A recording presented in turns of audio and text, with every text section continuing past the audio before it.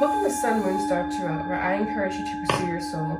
My name is Sheena. Today we just have a full moon in Libra love update. Specifically, I did do a love/career pick a card, pick a crystal, pal, whatever.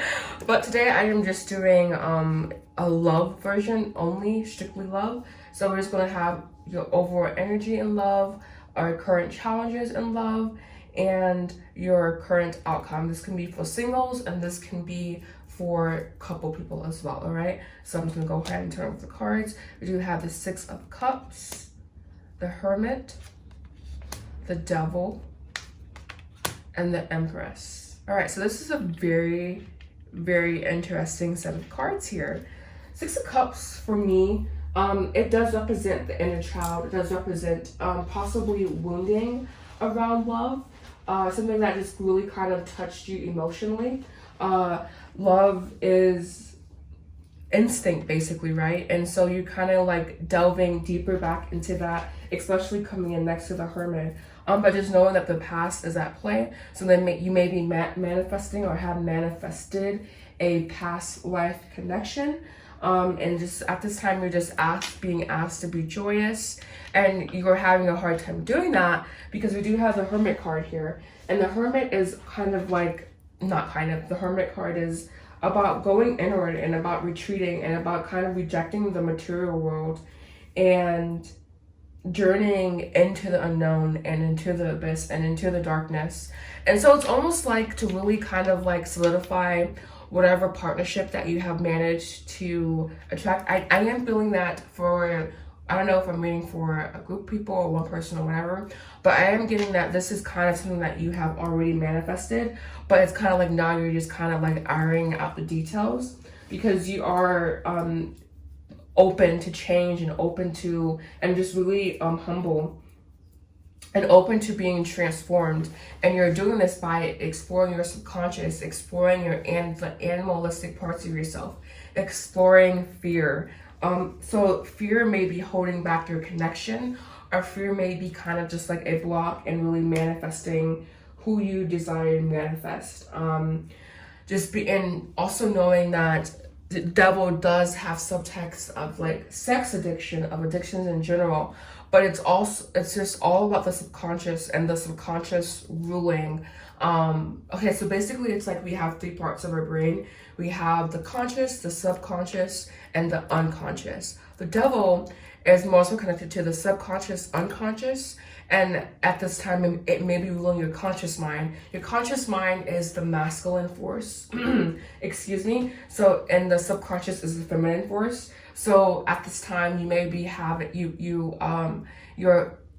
your toxic feminine may be in charge and kind of ruling over your masculine, and is causing overall disharmony in the body, and just needing to kind of reconnect with your subconscious and the subconscious has a desire to be understood.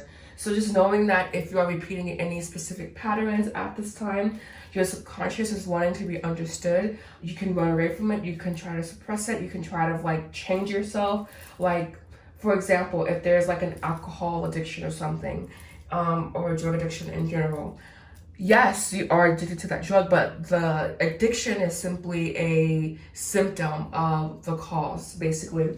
And when you do this devil work, when you do shadow work, which is really what is happening here, which is really what is needing to happen in shadow work, then you will build that bridge and you will get that transition that you're seeking. And you will kind of discover the depths,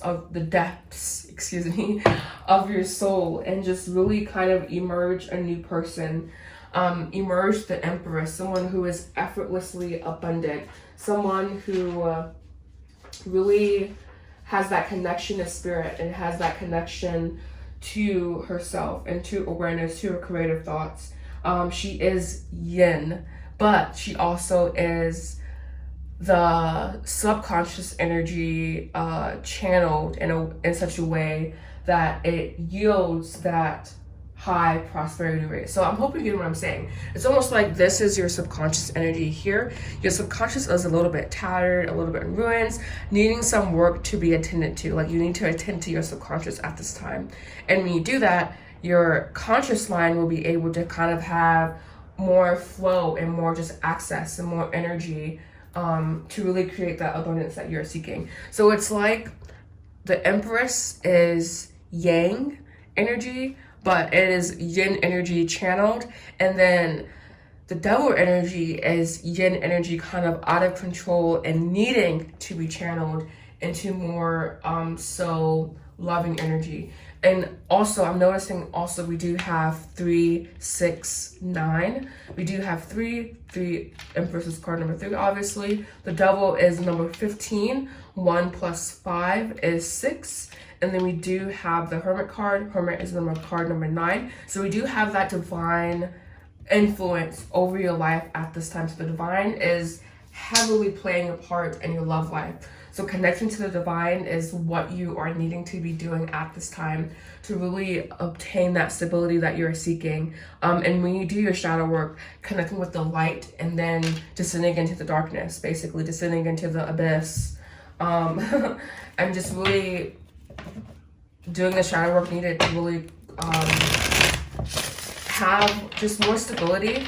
And again, I'm getting that this connection is kind of already manifested, but it's kind of like there's a deeper layer to have, like a deeper layer to be uncovered, basically. So continuing doing that inner child work, which is again connected to your conscious, subconscious, unconscious mind. All right, so inner child / shadow work is needed at this time. All right, so this is your current energy. So we're going to see your current challenge at this time. Just 3 cards for current challenge, please. That one made it fall. All right, so we have, again, if you did not see my pick a pal for full moon Libra, this card came out specifically. So, and the childless position as well. So very interesting. I don't remember for what pal, but I mean, how am I supposed to remember that? Wow, so we have, wow, all of these cards came out. And I put my cards back in such a way that they don't come out like this. So your current challenge is first accepting the love that you have in front of you, letting go of the past, and kind of being joyous in the present moment. So there's a lack of connection to the present moment at this time. So really like reestablishing that connection. And again, we lose our connection to the present moment because of trauma, all right? So trauma is influencing your love life. So clearing this trauma will help clearing trauma will help clear your love life and help bring whatever you desire more into focus. And that shouldn't be like the end goal, obviously. And also knowing to like focus, you can have goals, but knowing to like focus still in the present moment is also quite a challenge for some. I know for me especially, I have a really hard time focusing on the present moment because it's just, I'm used to being basically like trauma is at play there, you know? And so working through that trauma and working on your root chakra as well. We do have the Devil here again, which is really interesting. The 4 of Pentacles, the Lovers here. And then we do have the 6 of Swords here. So again, moving on from your traumatic past, moving on from trauma and love. And that trauma, it could be childhood trauma, it could be trauma in love, anything that just caused you to be like wanting to be outside of your body. So trauma is being healed here, but trauma is needing to be addressed to really, to really move on. You're needing to address your trauma, address the past to move forward. So addressing your trauma, healing your trauma for a more, not even for a better love life, but just for more peace internally, but also just to really strengthen the connection that you have with this person that you are wanting to attract or that you have attracted into your life. All right, and then just going to do 2 cards for outcome here. So what is the outcome of healing this trauma, Spirit? What is the outcome of healing this trauma? Oof. Excuse me, I didn't mean to make that sound. We do have financial constraints here. So knowing that your trauma may also be manifesting as financial constraints. We do have adjacent possibilities here. So taking the time to heal that. Why is this financial constraints card here? I want more insight on that. We do have this is almost like something that, and we also have 3-6 if you see here. So this is just something that is needing to happen.